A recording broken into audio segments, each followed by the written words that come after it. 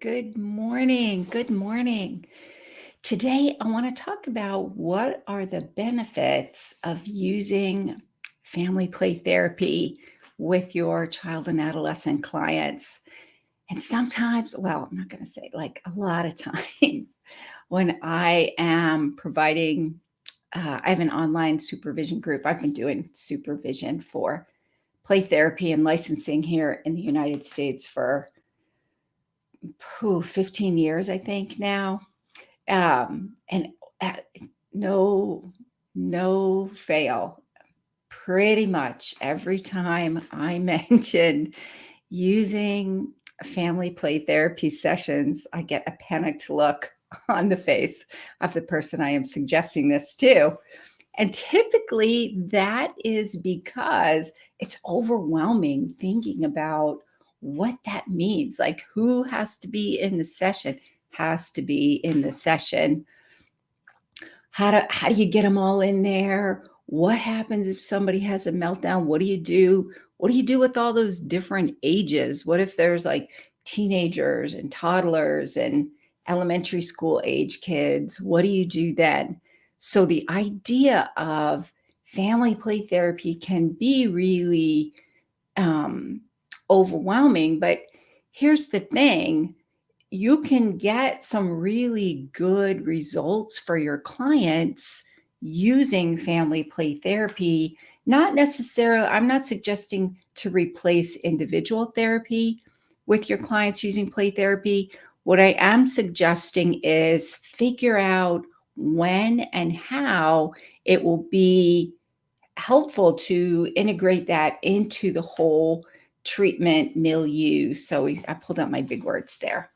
The whole, like, how are you conceptualizing play therapy treatment from beginning to end, and where would a family play therapy fit in there? And so that is what I want to talk about today: the benefit of using family play therapy, even with all of those kind of overwhelming things to think about. How can you use it? Because it will be beneficial. Here's the thing to think about: your clients typically will be coming to your office, your child and adolescent clients, for play therapy sessions, probably once a week for 45 to 60 minutes. All the other time, they are not with you. That is at most 1 hour out of whole 7 days. They are with you, and all of the rest of the time, which I think I calculated to be almost 170 hours, not minutes, somewhere else. So, how can you harness those relationships, so to speak? How can you access the healing parts of those relationships into the play therapy process? And can it be beneficial? Because if you're going to learn this modality, you probably want to make sure it's going to be beneficial. So that's what I want to talk about today, because parents are the therapeutic agents of change for their children. If they're only with you 1 hour a week at most, and they're with their family and their parents all the other times, how can you really take all of the benefits of that? How can you kind of access the healing part of that with parent relationships? And I would even include, how can you access the positive aspects of sibling relationships? I think in play therapy, we often forget the impact of sibling relationships. So these are some of the benefits if you can use a framework, a model, to access all of those components to your client's healing. Would that be beneficial? How can you do that? So if you're joining me live today, go ahead and post your name in the comments. I would love to see who's here. Hi, Getty 323 on Instagram. And hello, Ali. Hi, Ali. Ali says hi from LinkedIn. So I'm Kathy Spooner. I'm a licensed clinical social worker and a registered play therapist supervisor here in the United States. I have been in the mental health field for about 30 years now. Prior to that, I worked with children, adolescents, and families as a special education teacher for children with emotional problems in the elementary school age. As a special education teacher in a self-contained classroom. So a lot of experience there as well. I would love to know who's here. So post your name in the comments. Where are you from? What population do you work with?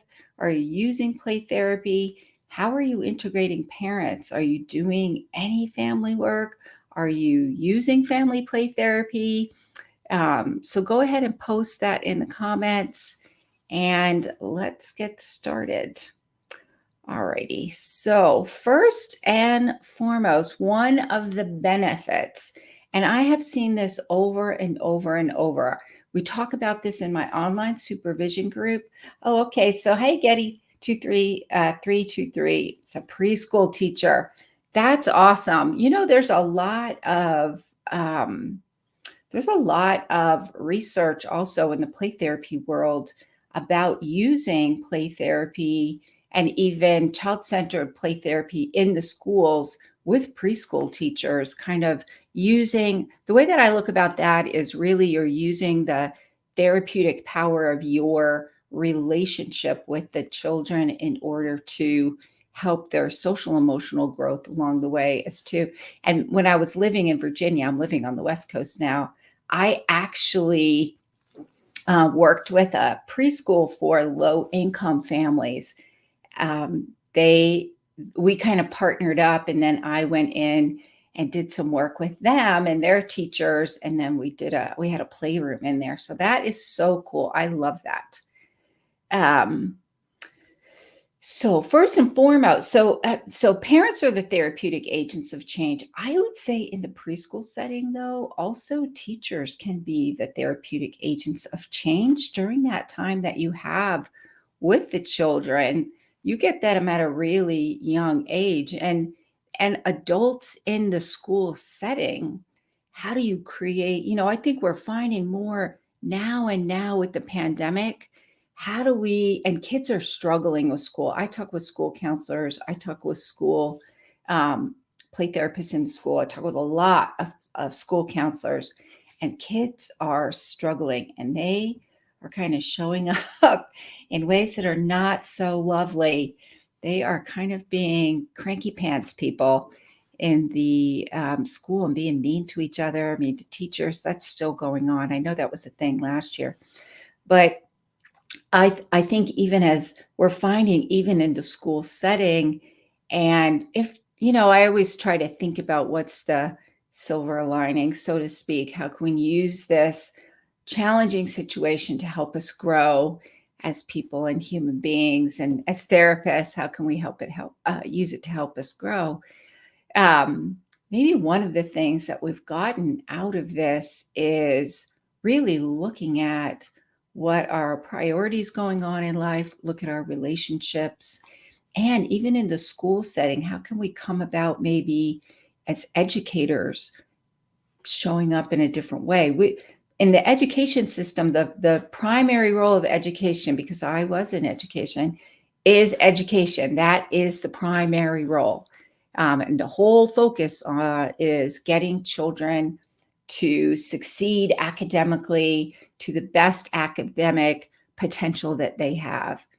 I think, though, if we think about the ways in which we can use the relationship, because my youngest son's in college right now, and when he connects with a really good teacher who is both relational and able to teach the subject, he loves that class. That I remember that in college and in university. So it's the same for other kids as well. So it's the same for students when they connect, their learning is going to be exponentially greater. So I think one of the things from the pandemic, if there's one takeaway, maybe one of the takeaways is coming about and looking at education in a different way, showing up in a different way.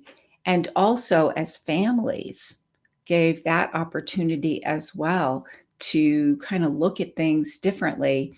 And to me, that's one of the benefits of family play therapy. I use an attachment-based model, and I'm going to talk about that in this webinar today, this live stream today. I'm also going to talk about a webinar that I have coming up to teach attachment-focused family play therapy, because I really do believe in the benefit of using family play therapy. And one of the first, and I don't know if it's the biggest, but it is a pretty big one, which is using parents as therapeutic agents of change. So what does that mean? What that means is you're engaging parents in the play therapy process in a way that really focuses on building up that secure attachment relationship. And we know if you're working with children and adolescents, then you have probably heard about attachment. Secure attachment is really a way, it really, children with secure attachments, we know from research, have greater resiliency. They have a more positive sense of who they are, because attachment influences the beliefs that we form about ourselves and who we are in the world and who we are in relationship to others. So those parent-child relationships are really important throughout a child's life. And I would even say, even when they're young adults, because I still keep in touch with my kids and they are young adults. And it doesn't stop. You're parents for life and your kids are kids for life. The relationship changes over time, like it's supposed to. And we're still there for our children. Heck, I still call my mom. She's 83. um, so that doesn't ever change. And in play therapy, being able to repair and build and strengthen and help children use their parents or their guardians as that secure attachment figure to help them deal with difficult and challenging things, which will help them to co-regulate and increase their window of distress tolerance. It'll help them create or wire in, I'll say, positive beliefs about themselves. Who are they? Who am I? What am I? Lovable? Am I acceptable? Am I capable? All of those are greatly influenced by that attachment relationship, even for children who are neurodiverse. So being able to integrate parents into the play therapy process means that you have the ability to strengthen that parent-child relationship and create a secure attachment. So here's the thing. How many of you have been using play therapy and you figured out a way, in some way you do have contact with parents? How many of you have had instances where you're working with parents, but you feel like you're not getting any traction with parents and you feel like you don't have that relationship? You've made suggestions and they're not really following through with your suggestions, or maybe they don't understand, or maybe your client's not making any progress. How many of you have had those experiences in the play therapy process? Because I have, and I supervise people a lot. I have an online play therapy supervision group. We meet twice a month, and I also do individual play therapy supervision and consultation. And this topic comes up a lot. And what do you do? Here's the thing to think about. Do they have the skills? Because when you're working with families in which the parents are are from they have generational histories of trauma, attachment. Maybe there's addiction in the family history. Maybe there's probably poverty in the family, in the history somewhere. We don't necessarily, I don't think we can always make the assumption that parents will have the skills. I think if we're working with children, we're working with their parents, we're working with their families. Whether or not you have that family in the playroom, they show up. They show up with their attitudes, they show up with their behaviors, they show up with their histories, they show up with their ways of being.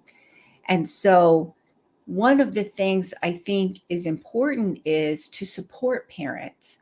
Don't necessarily make the assumption that they have the skills that are needed to help their child. And so that's part of building the rapport with parents or guardians. I'll use that term interchangeably. Building that relationship with parents and guardians means that you begin to have influence. You build that trust with them. You can teach them some skills. They can use you for support to help their child. So you're creating as much of a therapeutic relationship with parents as you are with your client. And that's where you get greater impact, I think, when you have a way of really building that rapport with parents and teaching them some skills, but they're not going to really use the skills if they don't have that trust built with you. The higher functioning parents will. They'll go out and do the research. They will do it all on their own. They will get it figured out. But the more moderate and maybe higher acuity means those are the families that they struggle more. They have family histories of trauma, attachment, poverty, addiction in the family history. So they're going to struggle more. And if you don't have that trust relationship with them, they're not really likely to follow through. And they need your help to do it. They need you to work through some of the tough parts of parenting. And if you have a model, like the model that I use, and I created this model, attachment focused family play therapy, over the last 30 years. So my default mode in graduate school, this was back in the 1990s, I discovered family therapy back in the 1990s, and you'd have thought I had struck gold.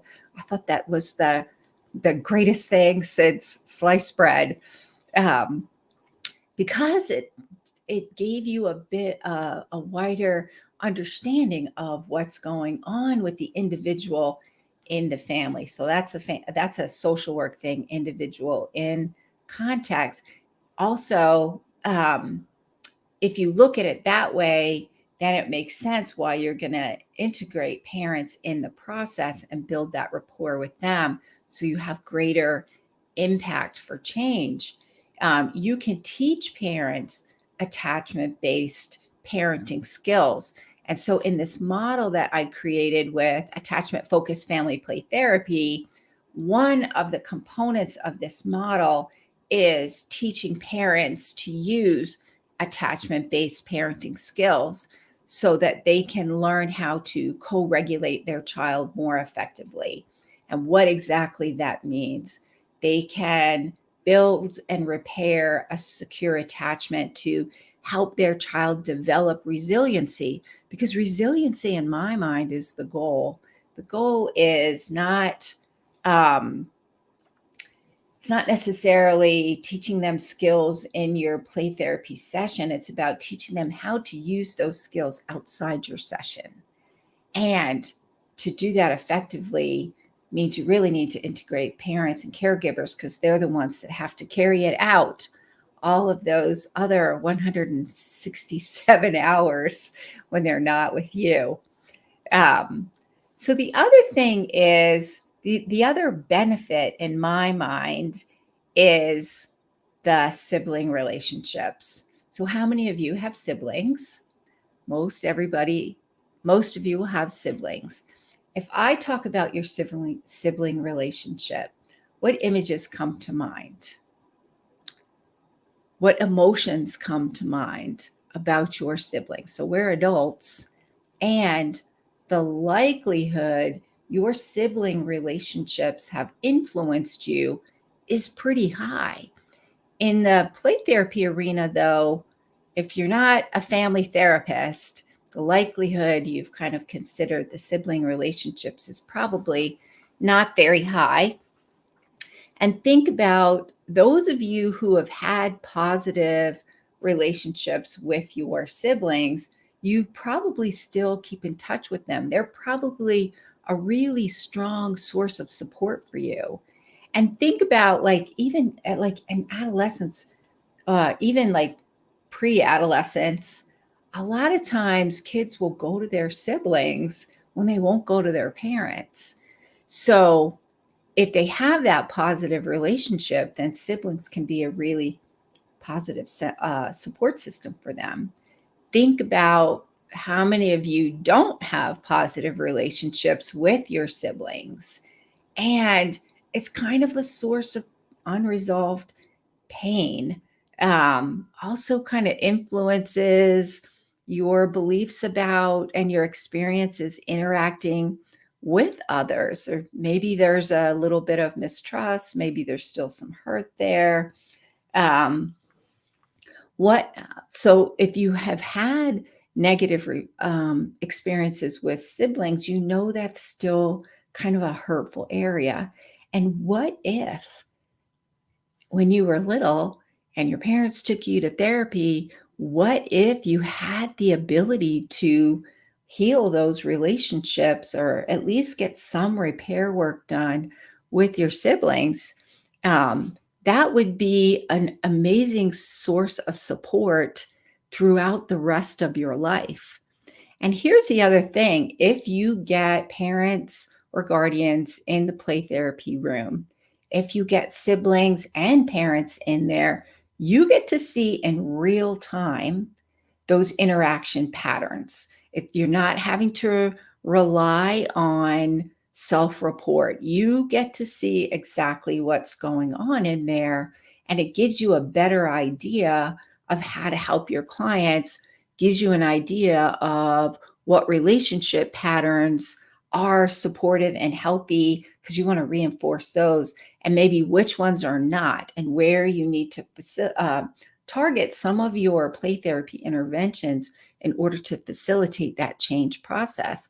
If you get parents in there, if you get siblings in there, you have the ability to see that much more accurately for yourself. And keep in mind, they're always going to be on their best behavior typically, but at some point in time, you're going to see what's going on. You're going to see it. And then that also gives you the opportunity. The model that I created, attachment focused family play therapy, one of the things that I talk with parents about, and I have a very in this model, there's a structure that helps guide you through the treatment process. There's also a structure for creating and building that therapeutic relationship with parents so you can help them make the changes that they need to make and give them support along that way. So one of the in this model also teaches parents attachment-based parenting skills. And then you have them practice that in those family play therapy sessions, and you can help them work through some of the places where they get stuck or it gets a little challenging, because it's never going to go perfectly. You can't just really give them a book and say, hey, read this and it'll all be better. It doesn't really work that way with most of the parents that we work with. They need you to help do problem solving through that process. And oftentimes oftentimes in families, like maybe your client gets better, but then one of the other kids starts to manifest symptoms of something going on. So you still have the ability. I mean, here's the other thing. You not only help your client, you help the entire family heal. You help them heal, and then they have those resources throughout their lives of those family support system. And the way to do that, though, is really you have to have an effective framework, which is one of the reasons I came up and I developed this attachment focused family play framework, is because I wanted a framework that gave me more flexibility. I love using attachment and neuroscience. So this framework is really uses attachment theory and neuroscience to really understand um, family relationships, attachment, understanding emotions and behaviors, and helping parents to learn how to effectively co-regulate their children. And so, using this framework that I've come up with based on 30 years of experience, what I found is the framework, that if you have a framework, there are other frameworks as well, and maybe you like using other frameworks. I developed this framework because I wanted the whole family in there. Most attachment based play therapy models or attachment based models, they only have the parent and the child. And to me, I wanted to see what happened with the whole family and see how parents managed all of those sibling relationships, and then help parent, because in the reality, again, they come 1 hour a week. The rest of the 167 hours, parents are out there, guardians are out there getting it done with their children and helping to navigate the school. So if I could get them all in there, I could see how that works out and give parents, guardians much more support in the session. So being able to have a framework that uses attachment, but also integrates siblings or various parts of the family system to have more flexibility in my decision making about who needs to be in there, to me was important. And using play therapy was important. So having a framework to guide your decision-making process, help you figure out, well, here are the tasks we need to accomplish in this phase. Here's my role in this phase. In this phase, here's how I choose play therapy interventions. And in this phase, here's what needs to accomplish. Here's my role in this phase. Here are the things that we're going to probably need to navigate through. And so I'll need to focus on these types of play therapy sessions.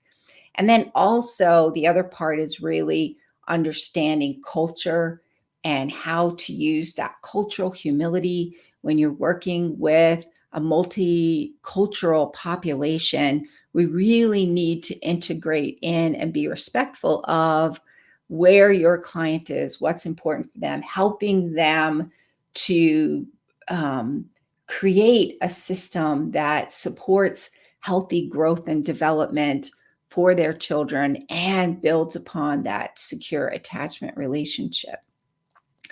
And that's why I came up with attachment focused family play therapy. I also wrote a book called Attachment Focused Family Play Therapy and Intervention for Children and Adolescents After Trauma. So that the book is I'll show you a copy. So that's the book. This one focuses on using the model with families that have experienced trauma.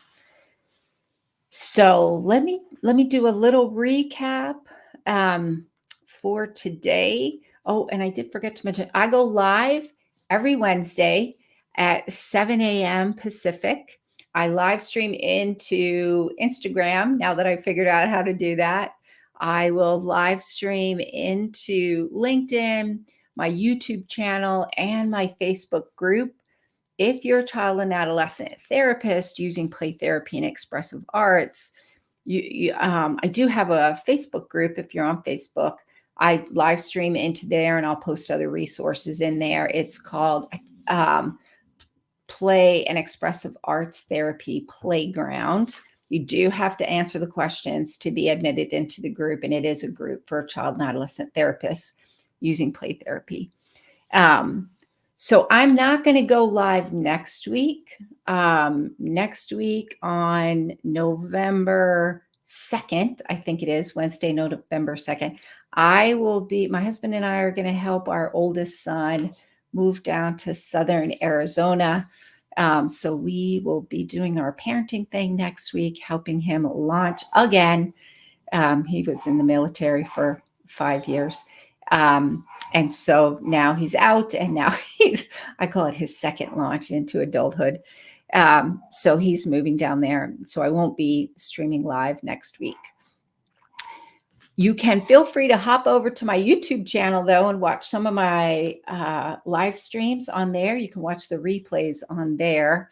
My YouTube channel is Kathy Spooner, Renewing Hearts. I think it's Renewing Hearts Training. So let me do a little recap. So just as a recap, parents, the benefit of using attachment-focused family play therapy is that you can help parents become the therapeutic agents of change for their children. Parents are with their children throughout their life. Your client comes to your office maybe an hour, 45 minutes to an hour once a week, and parents are with them all the rest of the time. And so being able to support parents and teach them how to co-regulate and how to be supportive and how to structure and manage behavior will really give you those long-term treatment results that are going to be really important. And here's the thing, I forgot to mention this. There was back in 2021, there were some researchers that looked at the impact. They wanted to look at risk and protective factors of the impact of COVID on children. So this was in the Journal of Psychological Trauma Theory, Research, Practice, and Policy. This is, if you're interested, I can't see where the volume is. Anyways, it's called, if you're interested and you have access to research, it's called The Mental Health Effects of COVID-19 Pandemic on Children and Adolescents, Risk and Protective Factors. Some of the protective factors they found were children who had a supportive relationship, so secure attachment with parents, and parents were able to maintain structure through the pandemic with all of the changes. Those children had less mental health problems post-pandemic. And so to me, the takeaway is helping parents to be that secure attachment figure for their children that's a resiliency building capability. Parents can help their children develop resiliency to deal with all kinds of life challenges. And so that would be the benefit. Another benefit is really supporting those sibling relationships, helping to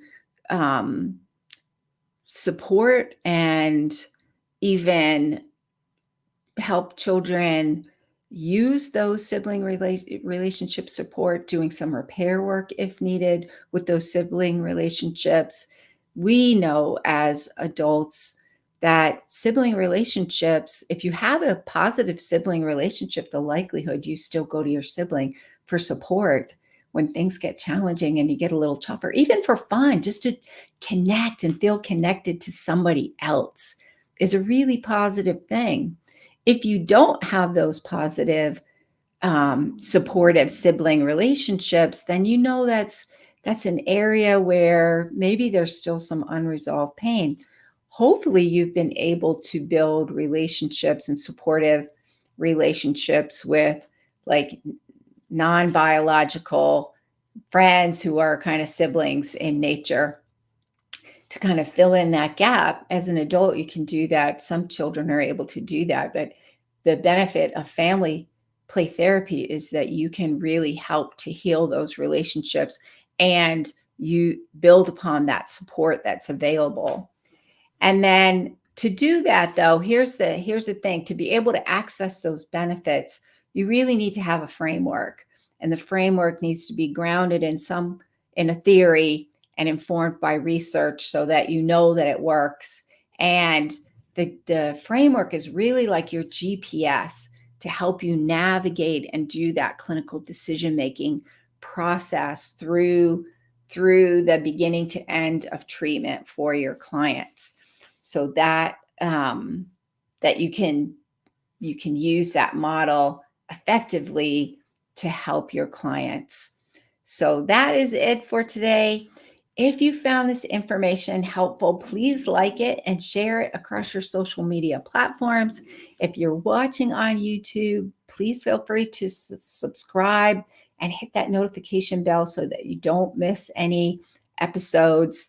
If you want to catch up on some of my live replays, the best place to do that, I would say, is my YouTube channel, because you can find them really easily on my YouTube channel.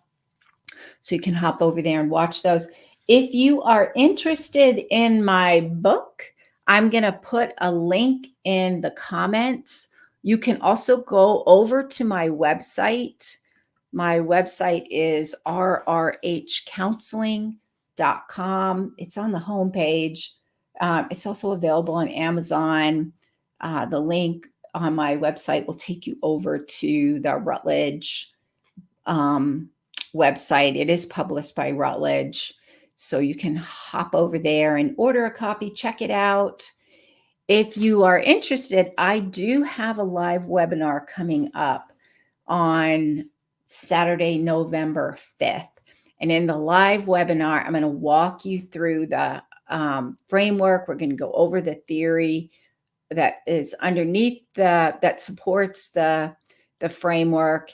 We'll go over the attachment and neuroscience aspects of attachment and how those influence what's going on with your client. The reason for that is so you kind of have an idea what the model's based on, but that also gives you information so you know where to target the change process, because theory informs your application and it helps you to understand and conceptualize what is going on with your clients.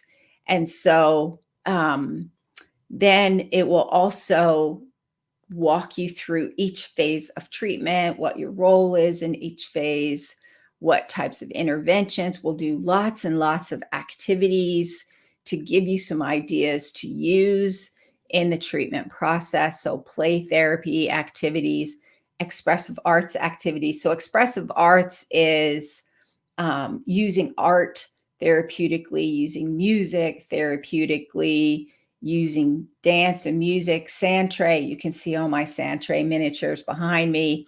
For Sandtray, we use those different types of art modalities for the healing process.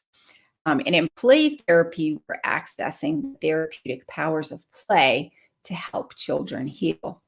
So if you're interested in the live webinar, there's lots of group interaction. I really feel like you learn a lot by having interactions with your colleagues and hearing what they're doing and getting ideas from them. So if you're interested in this live webinar coming up on November 5th, you'll want to register soon. Registration is going to close next week. Go over to my website, which is rrhcounseling.com/courses. It's attachment focused family play therapy. There's 2 versions of the training. For those of you who want the continuing education hours, that you want to make sure to register for that one. If you're at this point, you don't really need the continuing education hours, maybe you're still a student, or maybe you live outside the US, there is that version as well. So just make sure you sign up and register for the version that meets your needs. And that is it for today. I will see you in 2 weeks because I won't be here next week. In the meantime, feel free to hop over to my YouTube channel and watch some of my replays over there. And I will see you again. Bye. Bye for now.